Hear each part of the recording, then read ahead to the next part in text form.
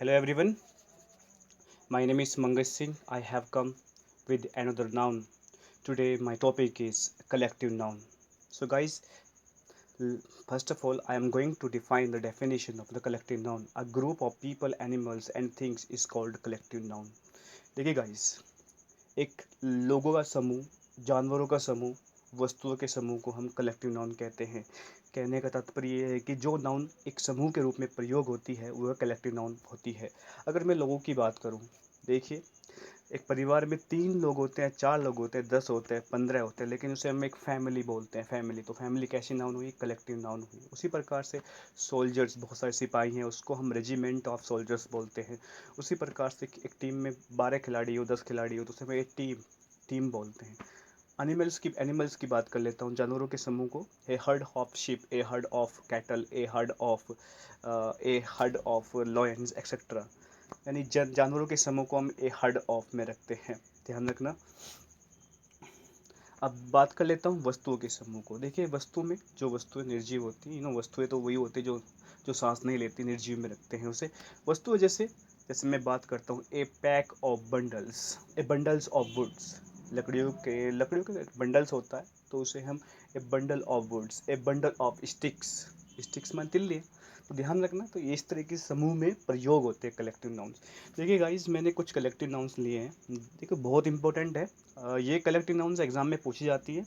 देखिए, अगर माउंटेन्स के समूह की बात करें तो वहाँ पे ए रेंज ऑफ माउंटेन्स आएगा। आप ग्रुप ऑफ माउंटेन्स नहीं लगा सकते, ये फिक्स है, ये हटती नहीं है। एक क्लाउड ऑफ डस्ट, धूल के समूह को हम क्लाउड ऑफ डस्ट के रूप में रखते हैं।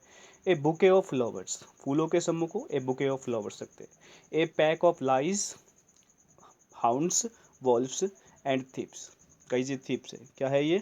थीप्स है, थीप्स। थीप्स यानी कि वो वोल्स वोल्स माने भेड़िए होते हैं, थीव्स माने चोर। इनके समूह को हम एक पैक ऑफ, चोरों के समूह को हम गैंग ऑफ थीव्स भी बोल सकते हैं, गैंग ऑफ रॉबर्स भी बोल सकते हैं। ए फ्लीट ऑफ शिप्स, देखिए जहाज, मान लीजिए जहाज खड़े हैं 15-20, उसके समूह को हम ए फ्लीट ऑफ शिप्स में रखेंगे। ए स्वार्म ऑफ बीज, आंट्स एंड फ्लाइज, देखिए मधुमक्खी, चींटियों और मक्खियों के समूह को हम ए स्वार्म ऑफ के रूप में रखते हैं। ध्यान रखना, इनसे हट के कुछ नहीं होता, ये फिक्स है, यही आता है। A herd of deer, cattle, elephant, goats, जितने भी जानवर होते हैं उसे उसके समूह को हम ए हर्ड ऑफ में रखेंगे। ध्यान रखना, किस में रखेंगे गाइस? ए हर्ड ऑफ में। मैंने कुछ और भी नाउन लिखी हैं, देखिए। देखिए, a stack of wood, a stack of wood यानी लकड़ियों के समूह को a stack of. Bundle, a bundle of wood भी कर सकते हैं। ए स्ट्रिंग ऑफ पर्ल्स, ये मोतियों के समूह को a string of pearls. A zoo of wild animals, wild animals के को a zoo of. A flight of birds यानी पक्षियों के समूह को a flight, FLIGHT। A haul of fish, मछलियों के समूह को a haul of fish. A board of directors, मान लीजिए कितने कंपनियों के डायरेक्टर्स बैठे हैं, तो उनके समूह को हम ए बोर्ड ऑफ डायरेक्टर्स। आपने BCCI तो पढ़ा होगा, PCCI, बोर्ड ऑफ कंट्रोल। तो यहाँ पे बोर्ड जो बनता है डायरेक्टर्स का बनता है। ए पैनल ऑफ एक्सपर्ट्स, मान लीजिए बहुत सारे लोग एक्सपर्ट्स बैठे बैठे हैं अलग अलग विभाग के, तो उसे हम ए पैनल ऑफ एक्सपर्ट्स के रूप में रखते हैं।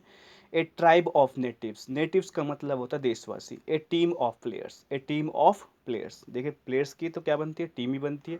तो मैंने कुछ और भी लिखे हैं, देखिए एक क्लास ऑफ स्टूडेंट्स, स्टूडेंट्स के समूह को एक क्लास में रखते हैं।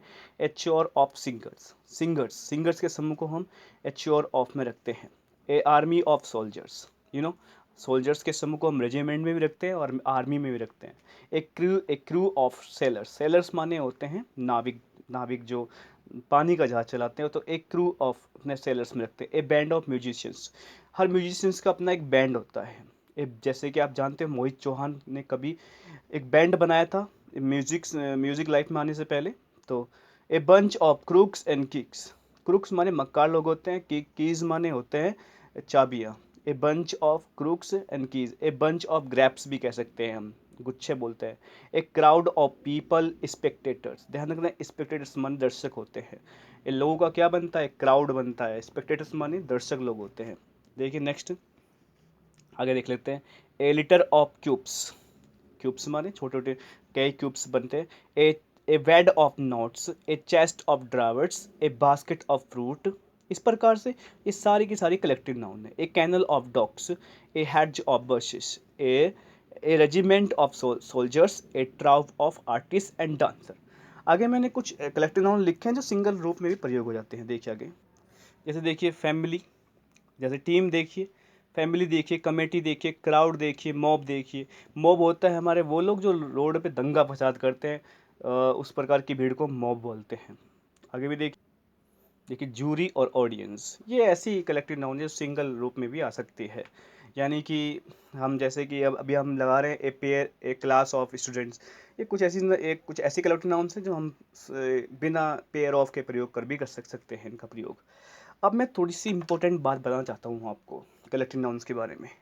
देखिए गाइस, कलेक्टिव नाउन्स के बारे में बहुत इंपॉर्टेंट बात यह है, अगर कलेक्टिव नाउन से सभी की ओपिनियन, सभी की राय, मान लीजिए 4-5 लोग बैठे हुए हैं, एक समूह है, बोर्ड ऑफ डायरेक्टर्स है, और बोर्ड ऑफ डायरेक्टर्स बैठे हुए हैं और ये कह रहे हैं कि वर्ल्ड कप के लिए हम 15 लोग कौन से चुने। जब उन्होंने 15 खिलाड़ियों को सिलेक्ट किया, तो वहाँ पे जब 15 खिलाड़ियों को सिलेक्ट किया जाएगा तो जितने भी अधिकारी होंगे वो सभी की ओपिनियन एक आएगी। तो कहने का तात्पर्य यह है कि अगर सभी की ओपिनियन एक है तो वहाँ कलेक्टिव नाउन सिंगुलर में आता है। अगर सभी की ओपिनियन, सभी की राय डिफरेंट है तो वहाँ पे कलेक्टिव नाउन बहुवचन में होगा। ये वेरी एंड वेरी इंपॉर्टेंट। दूसरी बात ये बताना चाहता हूँ मैं, आप नहीं भूल सकते, अगर कलेक्टिव नाउन से पॉजिटिव भाव आ रहा है तो कलेक्टिव नाउन सिंगुलर में होता है। अगर कलेक्टिव नाउन से नेगेटिव भाव आ गया तो कलेक्टिव नाउन प्लूरल में प्रयोग होगा। और ध्यान रखना गाइस, कलेक्टिव नाउन अगर प्लूरल में हो रहा है तो उसका पॉजेसिव केस देयर होता है, अगर कलेक्टिव नाउन सिंगुलर में प्रयोग हो रहा है तो उसका पॉजेसिव केस इट्स होता है। देखिए एग्जांपल, देखिए मैंने कुछ एग्जांपल लिए हैं। देखिए गाइस, मैंने कुछ डेफिनेशन लिखी है यहाँ पे। अगर कलेक्टिव नाउन से सभी का मत एक हो, या सभी का मत एक हो, या सभी की राय किसी मुद्दे के लिए एक हो तो कलेक्टिव नाउन का प्रयोग सिंगुलर में होगा, यूज होगा, तथा इसका पॉजेसिव केस क्या होगा, हमारा इट्स होगा। क्या होगा, इट्स होगा। इसका पॉजेसिव केस ये होगा, इट्स। देखिए मैंने कुछ एग्जांपल लिए हैं। देखिए, the team was very happy with with with their coach after winning the world cup. देखिए, कोई टीम अगर वर्ल्ड कप जीतती है तो उस प्रकार से सभी खिलाड़ी खुश होंगे, सभी सेलिब्रेट करेंगे, तो वहाँ पे सभी की ओपिनियन एक आएगी। तो यहाँ पे देर के स्थान पे इट्स होगा। आगे देखिए, the team was very happy with its coach after winning the world cup. मैंने आगे भी कुछ लिखा है, देखिए आगे, ये आगे डेफिनेशन लिखी है। अगर कलेक्टिव नाउन में सभी की का मत अलग अलग सभी का मत अलग अलग हो तो कलेक्टिव नाउन का प्रयोग प्लूरल में होगा। ओके, देखिए एग्जांपल देख लीजिए।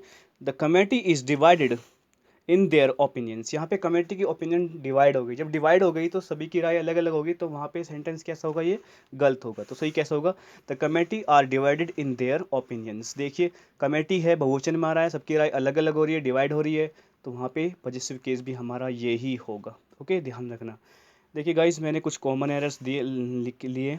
ये finally the jury was divided over the issue which did not ऑग्योर did not argue well by any means. तो देखिए गाइस, किस में एरर है, फर्स्ट में एरर है। देखिए, क्योंकि यहाँ डिवाइड हो रहा है तो फर्स्ट में एरर है। यहाँ पे फर्स्ट में एरर है क्योंकि यहाँ पे डिवाइड हो रहा है, उनकी राय डिवाइड हो रही है। तो जब डिवाइड हो रहा है तो यहाँ पे वॉज नहीं वर आएगा। देखिए गाइस, दूसरा सेंटेंस देख लीजिए। The audience at Feroz Shah Kotla stadium is cheering and howling ad infinitum no error. देखिए, अगर कोई ऑडियंस बैठी हुई है तो क्या आपको लगता है कि पूरी ऑडियंस चेयरिंग कर रही है? उसमें कुछ लोग चेयरिंग कर रहे हैं, कुछ लोग शांत बैठे होंगे। तो यहाँ पे किस में एरर है, तो इसमें गाइस, इसमें एरर है। यहाँ पे सी में एरर है, इज की जगह यहाँ पे आर आएगा। देखिए, all the family members are great are great admirers of Sachin Tendulkar and Sourav Ganguly, no error. देखिए गाइस, मैं आपको बता दूं, ऑल हर फैमिली मेंबर्स नहीं होता, ध्यान रखना। द मेंबर्स ऑफ फैमिली होता है। ध्यान रखना, आप फैमिली मेंबर्स नहीं बोल सकते, इसका सही क्या होगा, द मेंबर्स ऑफ फैमिली होता है। अगर गाइस आपको मेरी वीडियो अच्छी लगी तो प्लीज़ लाइक एंड कमेंट ज़रूर करना। और देखिए, मैं बड़ी मेहनत से बना रहा हूँ ये सब कुछ। अब मुझे अप्रिशिएट करोगे तो मैं बहुत कुछ कर सकता हूँ। Thank you so much. Stay home and be healthy.